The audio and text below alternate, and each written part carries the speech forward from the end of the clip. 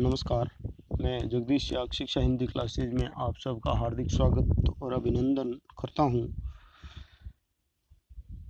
जैसा कि सरकारी निर्देशों के अनुसार ये सुनने में आ रहा है कि कक्षा 12 का जो हिंदी साहित्य का एग्ज़ाम बाकी है वो अब 10 मई के आसपास होने की संभावना है और उसके लिए सरकार ने अपनी तरफ से प्रयास शुरू भी कर दिए हैं और उसमें जो केंद्राधीक्षक हैं उनसे विभिन्न प्रकार की जानकारियाँ मांगनी जो है शुरू कर दी हैं।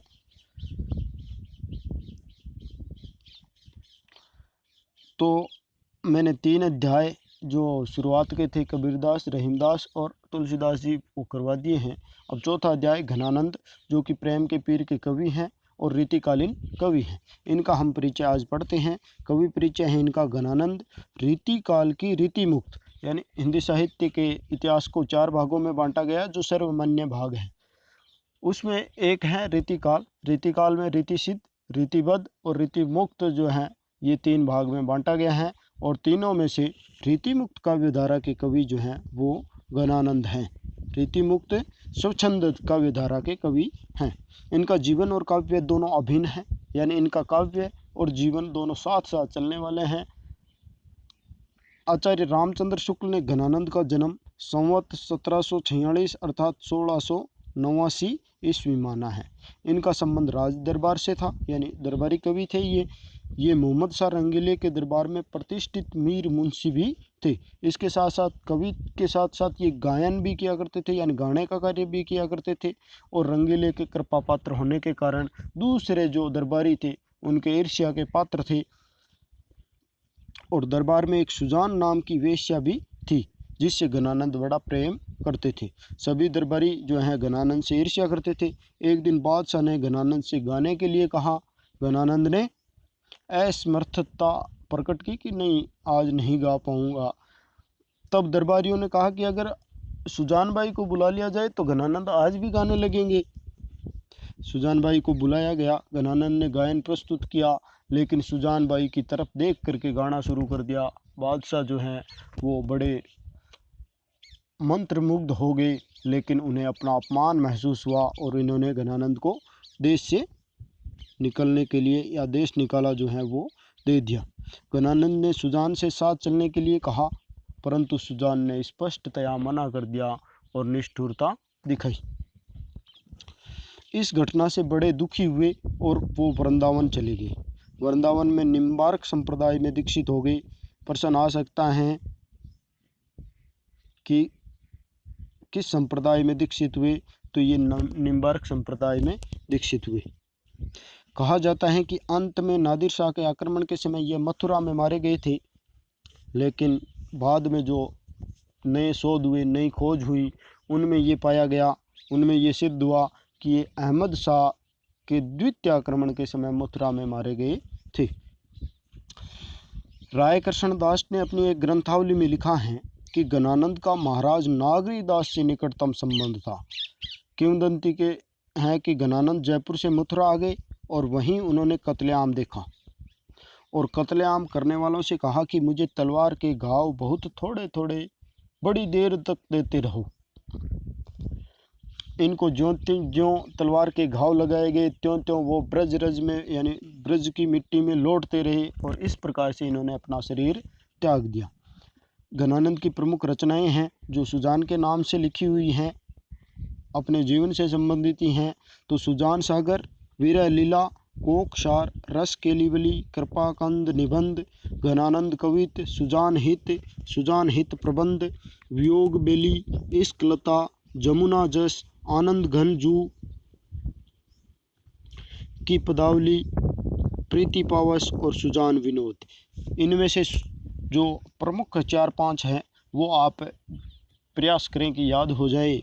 ऐसा प्रश्न भी आ सकता है कि घनानंद की 2 रचनाएं लिखो, 3 रचनाएं लिखो, 4 लिखो, तो आपको लिखनी भी पड़ सकती है। तो उनमें सुजान सागर, सुजान विनोद, सुजान हित, इस प्रकार से कुछ रचनाएं जो हैं आप याद कीजिए। अब घनानंद प्रेम की पीर के कवि थे, क्योंकि प्रेमी व्यक्ति थे। इनके काव्य में वियोग श्रृंगार की ही प्रधानता है। वियोग श्रृंगार की यानी संयोग और वियोग श्रृंगार दो होते हैं, जिनमें वियोग श्रृंगार की प्रधानता है। आचार्य रामचंद्र शुक्ल ने तो यहाँ तक लिखा है कि प्रेम मार्ग का ऐसा प्रवीण और धीर पथिक तथा जमादानी का ऐसा दावा रखने वाला ब्रज भाषा का दूसरा कवि नहीं हुआ। भाषा पर गणानंद का पूरा अधिकार था, ब्रज भाषा इनकी थी और उस पर पूरा अधिकार था। ब्रज भाषा की लाक्षणिकता और व्यंजकता की शक्ति को गणानंद में देखा जा सकता है। ब्रज भाषा का शुद्ध मानक रूप और व्यंजक रूप जैसा इनकी कविता में मिलता है, वैसा दूसरों की कविताओं में या अन्यत्र नहीं मिलता। ये इनका कवि परिचय था। अब आता है पाठ परिचय। प्रस्तुत पाठ में गणानंद के 5 छंद संकलित हैं। इन पदों में इनकी पीड़ा की अभिव्यक्ति हुई है। विरह की स्थिति अत्यंत पीड़ादायक होती है, पीड़ाकारक होती है, और जब प्रिय के दर्शन किसी कारण से दुर्लभ हो जाते हैं तो स्थिति और भी कारुणिक हो उठती है। प्रेयसी सहानुभूति भी नहीं दिखाती और प्रेमी तड़पता रहता है। प्रेमी प्रेयसी को उपालंब देकर सचेत भी करता है। जो दूसरों को कष्ट देता है वह स्वयं भी कष्ट पाता है, ऐसा प्रयास भी करता है। प्रेयसी प्रेमी को दर्शन नहीं देती, किंतु प्रेमी इस आशा से कि कभी तो उसका दिल पसीजेगा, उसकी निष्ठुरता को भी स्वीकार करता है। प्रेम मार्ग सरल नहीं है, वह समर्पण चाहता है, यानी त्याग चाहता है। मन ले लेना और देना छटांग पर भी नहीं, यह तो निरा स्वार्थ है।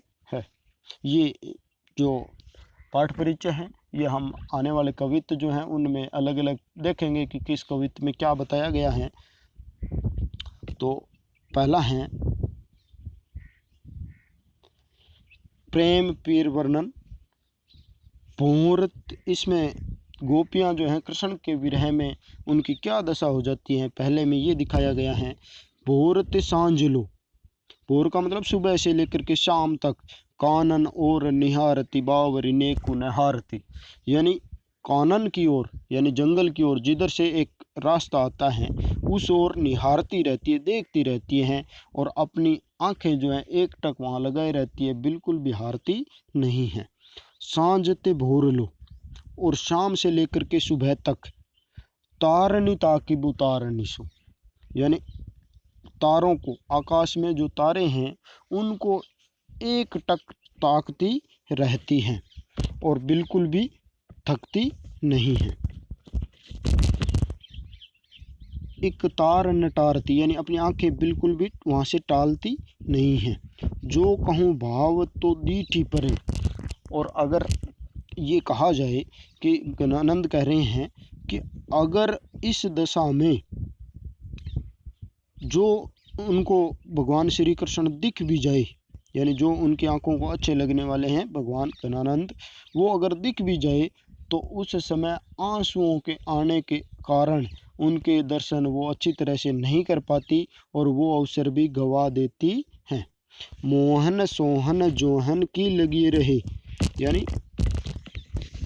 मन को मोह लेने वाले श्री कृष्ण को सामने आँखों से देखने की उनके अंदर इच्छा बनी रहती है, लेकिन इस इच्छा के कारण उनके हृदय के अंदर हमेशा दुख जो है, आरती जो है, दुख जो है वो बना रहता है।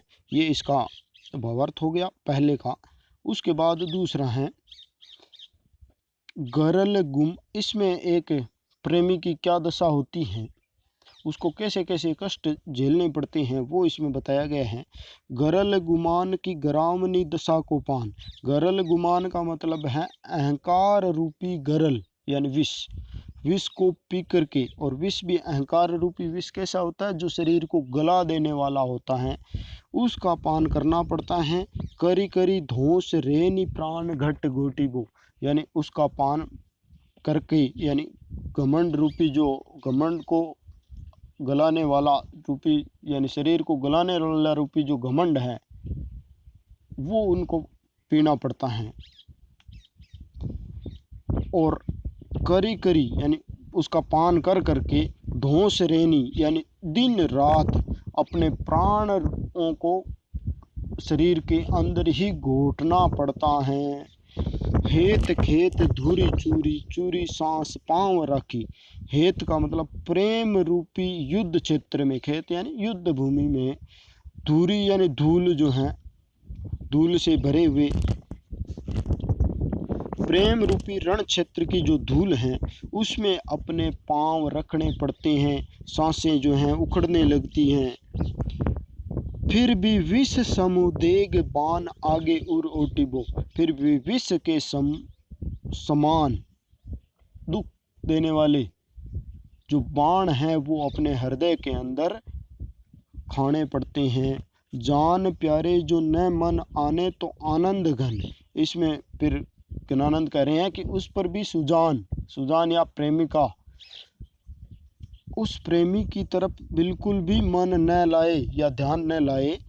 भूली तू न सुमीरी परे खिचक चोटिबो, इस दशा के अंदर भी पहले उसके आंखों के इशारों के द्वारा जो चोट तुम्हें पहुंचाई गई है उसको याद करना प्रेमी भूलता नहीं है, या वो चोटें भी उसको सहन करनी पड़ती हैं। तीन है ये सिराती छाती, यानी किसी को तो, इसमें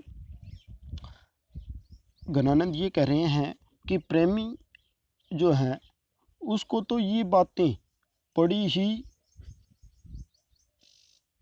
विरहजनक लगती है, बड़ी ही कठिन लगती हैं, लेकिन किसी को यानी प्रेमिका को जो इस प्रकार से तीन है ये सिराती छाती, यानी उनकी छाती को तो वो बड़ी ठंडक पहुंचाती है इस प्रकार से प्रेमी को जला करके, लेकिन तो ही वे लगती ताती, और किंतु प्रेमी को तो वो बातें बड़ी ही कठिन लगती हैं।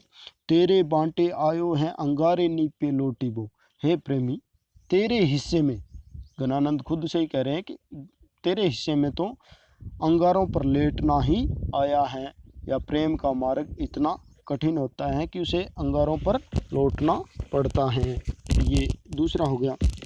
अगला है भय अति निठुर मिटाए पहचान डारी। अब इसमें गणानंद कह रहे हैं कि हे प्रिय सुजान, तुम अति निष्ठुर हो गई हो और मिटाए पहचान डारी, यानी बिल्कुल भी पहचान मिटा डाली। याही दुख हमें जग लागी हाय हाय, और आप हमें भूल गए हो। ये दुख जो है हमें बहुत लग रहा है और हमारे मुंह से हाय हाय निकल रही है। तुम तो निपट निर्दयी गई भूली सुधी, यानी तुम तो बहुत ज़्यादा निर्दयी निकली और बिल्कुल भी भूल गई। हमें शूल सेल निस्सो क्यों हूँ न बुलाए हैं, लेकिन हमने तो तुम्हारे कारण शूल सेलनी का मतलब बर्छी के समान कांटे जो हैं, विरह के कांटे जो हैं वो झेले हैं, हम कैसे भूल जाएं। मीठे मीठे बोल बोली, यानी पहले तो तुमने मीठे मीठे बोल बोले, ठगी पहले तो तब, यानी मीठे बोल बोल करके पहले तो ठग लिया। अब जिए जारत कहो दो कौन न्याय है, और अब हमारा जो है हृदय जला रही हो, कहो ये कौन सा न्याय है। सुनी है कि नहीं यह प्रगट कहावत जू, तुमने ये एक प्रगट कहावत है या कहावत कही जाती है, ये सुनी है कि नहीं सुनी कि काहू कल पाए है। काहू कल पाए है का मतलब जो किसी को कल पाए का मतलब दुख देता है। सु कैसे कल पाए हैं, वो कैसे, कल का मतलब शांति पा सकता है। यहाँ पहले कल्पाय में दुख है, दूसरे कल्पाय में शांति है। तो इसमें आप यमक अलंकार जो है देख सकते हैं। तो इस प्रकार से यानी एक प्रगट कहावत ये भी है कि जिसने दूसरों को कष्ट दिया है, दुख दिया है, वो खुद कैसे शांति प्राप्त कर सकता है। उसी प्रकार से प्रेमिका को ये कह रहा है कवि गणानंद, ये कह रहे हैं सुजान को कि हे सुजान, तुमने मुझे इतना कष्ट दिया है तो तुम फिर कैसे एक सुख प्राप्त कर लोगे। ये इसका भावार्थ हो गया।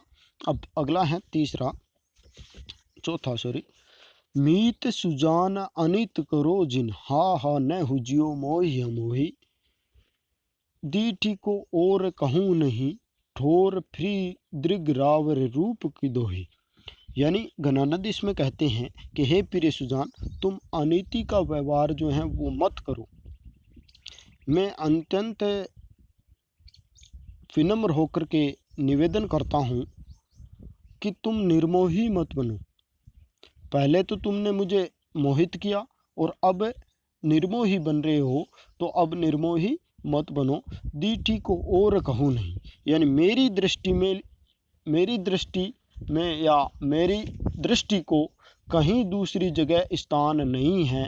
फ्री दृग रावर रूप की दोही, ये मेरे नेत्र जो हैं, मेरी दृष्टि जो है वो तो आपके रूप की या आपका रूप जो है, आपके रूप की छटा जो है मेरी दृष्टि के अंदर पूरी तरह से समाई हुई है। आपकी छवि जो है मेरे नेत्रों के अंदर समाई हुई है। एक विश्वास की टेक गहे लगी आस रहे बसी प्राण बटोही, यानी मेरे को तो बस एक ही विश्वास है कि कभी न कभी तो आप अवश्य मान ही जाओगे। इस आस में मेरे प्राण रूपी बटोही जो हैं, प्राण रूपी मेहमान जो है मेरे शरीर के अंदर अभी तक टिके हुए हैं। हो घन आनंद जीवन मूल दई कित प्यास निमारत मोही। वो कहते हैं कि घन आनंद कहते हैं जीवन मूल दई। घनानंद का मतलब दो अर्थ इसमें निकाले गए, एक खुद के लिए और दूसरा बादल के लिए। जिस प्रकार से बादल जीवन मूल दई, जीवन मूल यानी जीवन का मूल जो है जल जो है वो देता है, उसी प्रकार से मेरे जीवन का मूल जो है वो तुम खुद हो। और तुम अपने दर्शन रूपी प्यास से मुझे क्यों वंचित कर रही हो, और उन दर्शनों की प्यास से मुझे वंचित करके क्यों मारना चाहती हो। ये घनानंद सुजान को संबोधित करते हुए कह रहे हैं। ये हो गया चौथा। उसके बाद है अगला, अति सुदो स्नेह को मार्ग है, यानी स्नेह का मार्ग बड़ा ही सीधा और सरल है। जहाँ नेकू श्यानप बांक नहीं, यहाँ पर बिल्कुल भी चालाकी का कोई काम नहीं है, यानी बांक बिल्कुल भी, टेढ़ापन बिल्कुल भी नहीं है, यानी यहाँ कोई होशियारी करने की आवश्यकता नहीं है। तहाँ सांचे चले, यहाँ पर तो सच्चे लोग चलते हैं। तजी आपन पो, यानी बिल्कुल भी जो अपना घमंड है वो त्याग करके जो सच्चे लोग हैं वही चलते हैं। जिसके कपटी जे निशांक नहीं, और वो लोग चलते हैं जो बिल्कुल भी कपटी नहीं है, बिल्कुल भी झिझकते नहीं हैं, बिल्कुल भी शंका नहीं करते हैं, वही लोग यहाँ इस मार्ग पर चल पाते हैं। लेकिन जो कपटी हैं वो इस मार्ग पर चलते हुए झिझकते रहते हैं और शंकित होते रहते हैं। घनानंद प्यारे सुजान सुनो, यहाँ एक तो दूसरो आंक नहीं। अब घनानंद कह रहे हैं कि हे प्यारे सुजान सुनो, यहाँ यानी मेरे हृदय में एक आंक से दूसरा कोई आंक नहीं है, इन्हें सुजान के अलावा दूसरा कोई आंक नहीं है। तुम कौन दो पाटी पड़े हो कहो, मन ले हुप देहु छटांक नहीं। किंतु तुम पता नहीं कौन सी पार्टी पड़े हो कि मन ले रहे हो, यानी मेरा हृदय तो ले रहे हो लेकिन खुद कुछ नहीं दे रहे हो। इसका दूसरा अर्थ ये भी है कि मन ले हो का मतलब एक मन आप ले रहे हो, यानी मेरा प्रेम तो पूरा ले रहे हो और आप बिल्कुल छटांक पर भी नहीं दे रहे हो। ये कौन सा न्याय है, या आप ये कौन सी ऐसी पार्टी पड़े हो। इस प्रकार से ये इसका भावार्थ हो गया। उसके बाद शब्दार्थ जो है भावार्थ को याद करने में, भावार्थ को करने में, और हिंदी की जो नींव है वो ये शब्दार्थ होते हैं। आशा करता हूँ आप अवश्य इनको याद करोगे। उसके बाद वस्तुनिष्ठ प्रश्न कर लेते हैं। कित प्यास निमारत मोही, पंक्ति का भाव क्या है, यानी क्यों मुझे दर्शनों की प्यास से वंचित रख रहे हो या दर्शनों के अभाव में मुझे मार रहे हो, ये इसका हो गया चौथा। प्रेम मार्ग किन के लिए कठिन है, प्रेम मार्ग कपटियों के लिए कठिन है। जो कपटी लोग होते हैं उनके लिए कठिन है। घनानंद किस बादशाह के मीर मुंशी थे, तो घनानंद मोहम्मद शाह रंगीले के मीर मुंशी थे। प्रेम मार्ग पर कौन सुगमता से चल सकता है, प्रेम मार्ग पर जिसमें बिल्कुल भी वो बांक नहीं है, बिल्कुल भी बांक नहीं है, बिल्कुल भी सियानापन कह सकते हो, बिल्कुल भी किसी प्रकार की चतुराई नहीं हैं। वे लोग यानी सरल स्वभाव के जो लोग हैं वो इस प्रेम मार्ग पर सरलता से चल सकते हैं। घनानंद की कोई दो रचनाएं: सुजान सागर, सुजान लीला, वीर लीला, सुजान हित, ये हो गया। प्रेम की पीर के सिद्धहस्त कवि कौन थे? तो घनानंद। भोरते सांझ कानन और निहारती, विरह के वन की ओर निहारने का क्या कारण था? अपने प्रिय श्री कृष्ण का जो है उनका दर्शन करने की इच्छा जो मन में थी, उस कारण वो लगातार एकटक वन की ओर निहारती रहती हैं। धन्यवाद। आशा करता हूँ आपके लिए अवश्य फ़ायदेमंद साबित होगा।